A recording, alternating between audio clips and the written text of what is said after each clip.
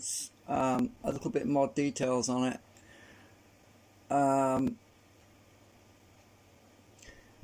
Occasionally I'll get a YouTube comment from somebody that's probably got PhDs and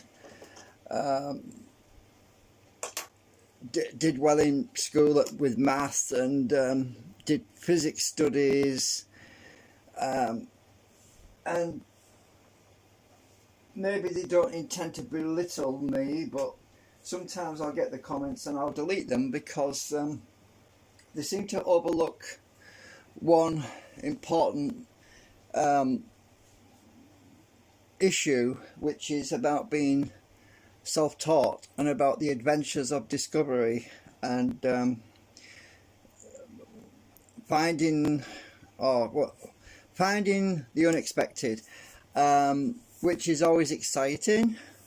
And when you know all the answers, if you know all the answers, there's no fun, there is no enjoyment, there's no motivation to explore the unknown and to delve into new sciences or to even think outside the box. Whenever you're in that situation where you're somebody working in the garage and you're wanting to learn how things work, it reminds me of when I was a child, and it's that child mentality of discovery, of mystery, of magic, of perceiving things to be magical, because when you don't understand things, they always have that air of magic and wonder and inspiration, and the possibilities are endless when you're in that state of mind, because that's what makes you a dreamer. And when you're a dreamer, you have a motivation that somebody that did science or did well in science and did well in mathematics doesn't necessarily have, because they see a limitation on everything. They look at some equations and maybe they enjoy the equation part of it. Maybe that's what they enjoy, but I don't. That's not me. I'm a physical person. I'm a hands-on person. I'm somebody that likes to put my hands on something and play around with things, because it's a physical enjoyment. Whereas I also like to envision things. I've got this. Well, somebody actually told me, it was actually a spiritual church. They said to me that I've got quite an incredible imagination, and that's what we all need: is an imagination, is the ability to create something in your mind and then translate that into the real world. And when you can do that, there's the options, the actual it's just endless what you can do, and it's that what makes life fun and enjoyable. If you don't have anything in your life that makes your life worth living, then what's the point? Because it becomes dogmatic. It becomes like you see obstacles before you even begun. And some people will will leave me comments occasionally, and they'll say, well, it's a waste of time and a waste of money. But you see, in my situation, I'm disabled because I've got these physical disabilities which prevent me from doing other things which would put me at risk in the real world outside, because of I fall down and I have blackouts and dizzy spells and things. So I end up with a lot of time on my hands. Now I've got two options. Several options. I can spend all my time vegetating in my chair and watching YouTube videos and getting really depressed, and I suffer depression as well, which is something I don't want to do. I don't want to get more depressed. I'm already depressed enough. And there's also the other option of maybe going for walks and maybe just But you can't always do that. In the cold winter months, you have very little options that you can actually do. And it's far better to be creative. And there's too much destruction in the world. There are too many people out there that seem to get their kicks from smashing up lawnmowers, turning motors on to overdrive them to destruction. That is destructive. That's not creative. That's destroying something. That is destroying what maybe some man somewhere spent his entire life developing and working on to improve, and then somebody comes along and wants to destroy it. Well, that to me is not fun. I get kind of sad when I see somebody else's creation being destroyed by others. And if you like that kind of thing, if you want to watch somebody blowing things up and destroying things, well, yeah, go and watch those videos. I mean, I'm not going to be making those kinds of videos because I'm a creator, not a destroyer. So that's my little rant. But I wanted to explain about the magnetic segment that I've been working on. And this is from a perspective of me being self-taught and learning how things work. Right from an early age, when I was a child, when I used to enjoy playing with my train set. I have mentioned this about this before, but I just wanted to explain that when you're exploring something and it's magical and mystical, and you can think outside the box and you don't set yourself a limitation, you can think beyond limitation. So with this arrangement of the segment, I've been playing around with some I've taken two magnets out at this end. There's a magnet because of the balance situation. What's important is to reduce the actual drag situation on the entry, on the exit. So what I've been doing, I'll get my magnetic deflectors, come on, get off. So one side we have a slight deflection. Now I've reduced that enormously because the amount of field that's on this piece of these two steel shims, these are the steel shims on the far end. These are steel shims, okay? This is not magnetic, as you can see. It's just a steel shim, and there's two of them on each end.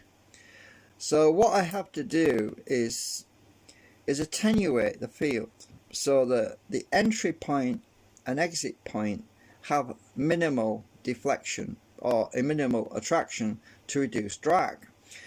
What I want, what the aim is to maximize the amount of magnetic propulsion in the midsection, and the midsection is where we get most of our drive from. So the way I've been playing around with this is because there's two rows on the outside and the inside which are both biased in one direction. The midsection is simply to cancel the field on the end keepers. And the problem is when you've got two rows with a strong magnetic field, it overrides whatever you have on the midsection, which is the part where you want to negate the end, reduce the magnetic field on the end keepers. So one solution to this, if you don't have different magnet strengths such as N42s and N32s, is to put some steel shims in there. So in this position and this position at the top, and in this position and this position, that's the second and third positions from the end, we have steel shims. So I've got the steel, as you can see on the back, the steel shims are longer, they're 25mm, whereas the magnets are 20mm. So we can see all the steel shims on the back side poking through.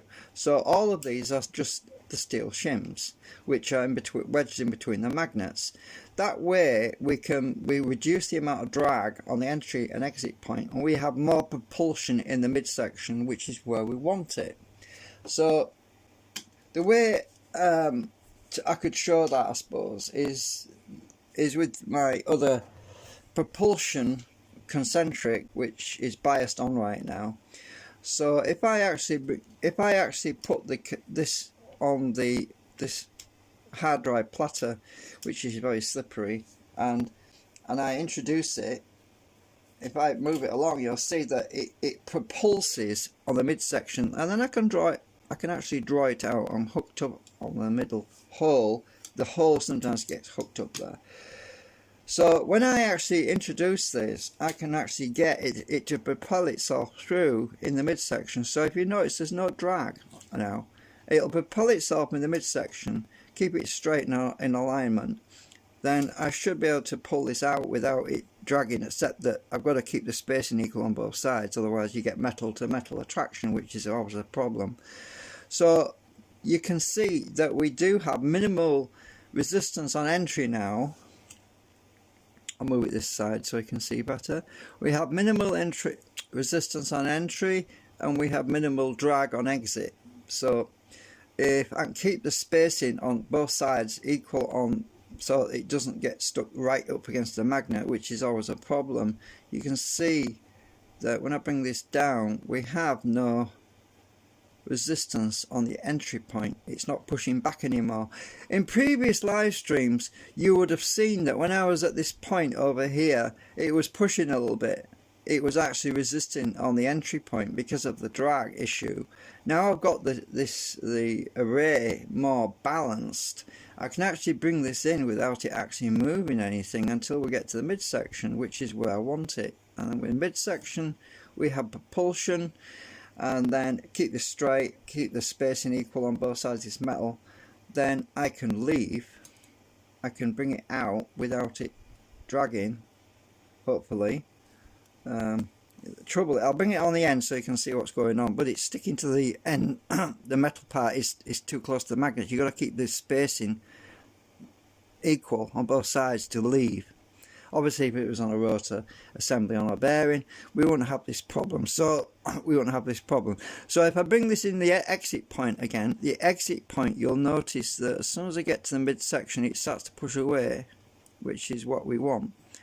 So we have an easy exit now, because this is really this is shiny and it's very slippery on here, so it doesn't resist too much. And I keep getting hooked up in that hole. Actually the steel shims are sticking out a bit. Let me just push them back up a bit, because these steel shims stay sticking down through the hole and catching a bit. So hang on, push them up a bit. I'm trying to avoid any physical interference. Right, that's better. Well, we'll try that. Right, that's better. It slides better without getting hooked up in that hole. So I think this is the exit point. So at entry point, keep it away from the wall, and exit. So we have no drag on the exit, no resistance on the exit. If I can keep it spaced out. So optimizing the actual field in such a way that we have most propulsion in the midsection is the ideal situation, because then we have no cancellation of whatever propulsion we might have gained from the whole array. So if you have resistance on the ends, it's kind of pointless. It just defeats the object. So coming in, it's pushed it out, and I can leave without pulling it along with me, which is brilliant, because that's one of the problems. That's one of the problems I've been trying to overcome. So I hope you learned something about this, because you've got to fold the magnetic field around, so that you've got to compensate by the fact that there's two rows, strong rows. And I've also been attenuating it by removing the larger magnets. Some of these magnets are a lot larger. Now if I get these spare magnets that I've got over here, you'll see that some of these magnets are longer than others. Let me just get them all pressed down against the table. So I need to use something plastic. I don't know if it's China. You see, they sent me some different sized magnets, and they're all supposed to be 20mm by 5mm by 3mm, but they're all various sizes. Now I've pressed them all down against the table, And if you look closely, you'll notice that many of these magnets are different sizes. Some of these magnets are actually short, right? So what I've been doing is using the smaller magnets, which are actually a little bit weaker, and putting them on the outside, right? So you put the weaker magnets on the outside, and you put your stronger magnets on the middle row, right? That way it makes it easier to balance the ends, because if the ends aren't balanced, you end up with cancellation of whatever gain you might get when you get into propulsion. So the end steel is virtually null. Well, you can see from the deflection. So we have this is one pole, by the way. This gauge is a different pole. So if I put it there, I have to tilt it back a bit to get it to move. You can see that it has very little deflection now, and this one is for the other pole, because it will pull this one unless I turn the array around, and now we'll get some deflection on the other pole on the other side, which you can see is very weak, and that's what we want on the ends, because we don't want any interference as we're leaving or entering the array. But when we're actually in the midsection, we have a nice strong transitional field which goes from the which is from south to north, going down. So I wanted to explain that because it's important. Otherwise, whatever you might think you're gaining, you're going to lose again on the exit point, because if the exit point is not nulled out and zeroed to virtually no pull or attraction, which it virtually is, these steel shims at the end are pretty weak there, which is great. So, and yeah, anyway, so as I was saying at the beginning, occasionally you'll get a commenter who comes on who doesn't watch all the videos that I make, and I'm pretty much an inventor. I mean, many people out there are inventors who create new ideas, and that is what I enjoy, really, is to create something. I always had, when I was at school, I'll just give you a little bit of the backstory. When I was at school, I used to dream about making things, but I didn't have the tools, right? I was in class and I would see these big machines and these factories that were able to make things, and I used to think to myself, oh, would it be cool to have a factory where you could make stuff? And there's all these ideas in my mind, and I'm thinking, I haven't got the tools, I can't do that. I could spend my entire life making stuff out of wood, and then it costs money, and then you can't afford it. So you got the limitation of money, you got the limitation of tools, and you've got the limitations of legislation and laws and things like that. So you can't just go out and build something on the land, because you've got to get permits and all sorts of other things. And then there's just be able to build something, and then you need a garage. And I thought, well, and then 3D printers came along. Oh wow! But then I couldn't afford it. Oh, I'm thinking, oh shit! Now there's a tool out there which would be perfect for me, and I can't even afford it. They're so friggin' expensive. And a very kind soul, a friend in America, said to me, "You haven't got a 3D printer?" Or he called me Art. That's what I use on YouTube. And I said, "No, I can't afford one. I've been trying to save up." And he said, well, it was Christmas, and he said, I'm going to send you a Christmas present. He says, and I couldn't believe it. It was like a dream come true. It was just, I was completely speechless. It was just amazing. And he sent me the 3D printer, and unfortunately it got damaged and broken in the mail. But I thought, like he said to me, my friend who sent it to me, he said, well, I'm sure you can fix it. And I said, well, yeah, that's what I do. I fix things, and that's what I've always done, is fix things or make things and things like that.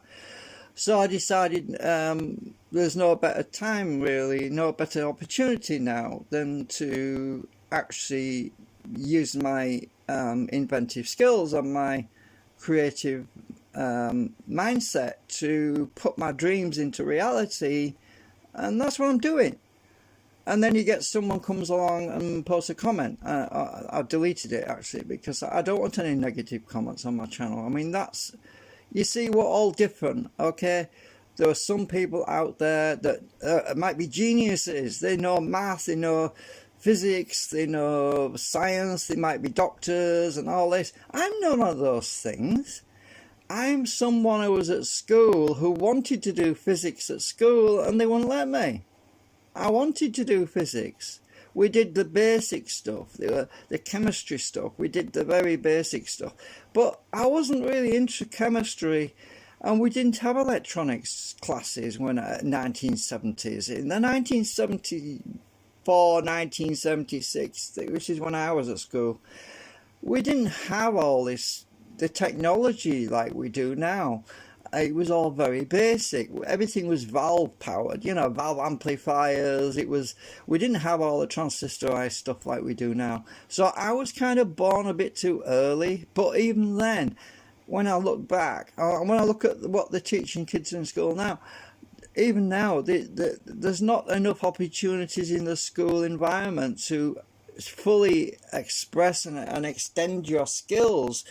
The only way is self-taught, is to do it yourself, is to learn yourself, is to do the research yourself, is to build things yourself, and you don't learn anything unless you make mistakes, and that's what life's all about. You've got to make mistakes. I mean, if you don't make mistakes, you don't learn anything. I mean, how many times did Edison try to invent the light bulb? How many times did he try to create a life? Does anybody criticize Edison for wasting money? Does anybody criticize Edison for spending all his time and money trying to invent the light bulb? No. We look back at him and think of him as being a genius or a great man. But when I do it, I get a comment from somebody, oh, it's a waste of time and a waste of money. No, it's not. I enjoy it. It's fun, you know. I'm not criticising, or I'm not this person who left a comment, but he just needs to understand we don't learn anything if we don't make mistakes. And there's not one inventor in the whole world that didn't throw billions of pounds, the ones who are rich and working for the corporations. There's not one inventor who's been corporate backed who hasn't spent billions of pounds trying to invent something. I mean, there are a lot of them out there. And I'm spending mere pennies compared to what they spent. So that's my rant. So the next time somebody posts me a negative comment, I'm going to post this video in the comment section of their comment, and if they can't understand English, then I'll just delete their comment. Thanks for watching.